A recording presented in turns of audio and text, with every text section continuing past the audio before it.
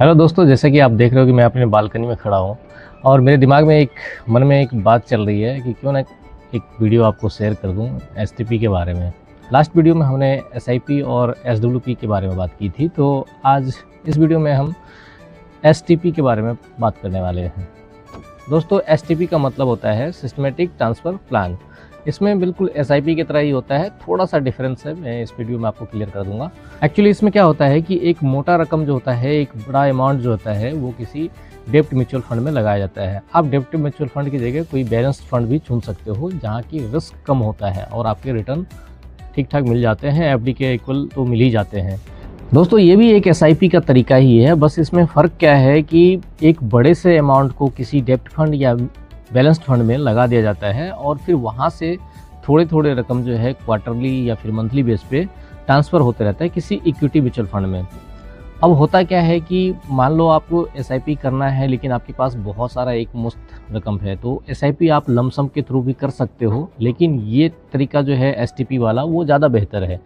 क्योंकि इसमें क्या होता है कि आपका अलग अलग मार्केट टाइम को देखते हुए, टाइम करते हुए आप उसमें से एसआईपी करते रहते हो। इसमें क्या होता है कि एक बड़ा रकम जो आपने म्यूचुअल फंड में इन्वेस्ट किया है, वहीं से आपका जितना अमाउंट आप ट्रांसफ़र करके इक्विटी फंड में डालना चाहते हो, वो समय समय पर क्वार्टरली या मंथली बेस पे ट्रांसफ़र होते रहते हैं और आपके एसआईपी के रूप में वो जुड़ना शुरू हो जाता है। तो दो तरह के फ़ायदे होते हैं।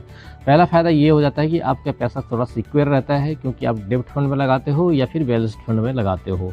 वहाँ क्या होता है कि आपका एक एफडी के बराबर रिटर्न मिल जाता है। तो दूसरा फ़ायदा ये हो जाता है कि आपका जो अमाउंट आप फिक्स्ड करते हो इक्विटी फंड की तरफ, इक्विटी म्यूचुअल फंड में डालने के लिए, वो आपका समय पे, चाहे वो क्वार्टरली हो चाहे वो मंथली बेस पे हो, ऑटोमेटिक ट्रांसफ़र होकर आपका इक्विटी फंड में निवेश होते जाता है।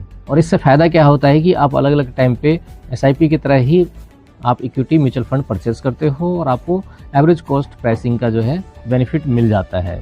तो दोस्तों, आपके पास अगर बड़ा अमाउंट है, एक मुफ्त रकम है, अगर आप एसडब्ल्यूपी नहीं करना चाहते हो और एसआईपी के रूप में उसे करना चाहते हो, तो सबसे बेहतर प्लान जो है आज की डेट में वो एसटीपी के रूप में देखा जाता है। तो दोस्तों, अपनी जानकारी के हिसाब से आप एसटीपी का प्लान बिल्कुल चुन सकते हो।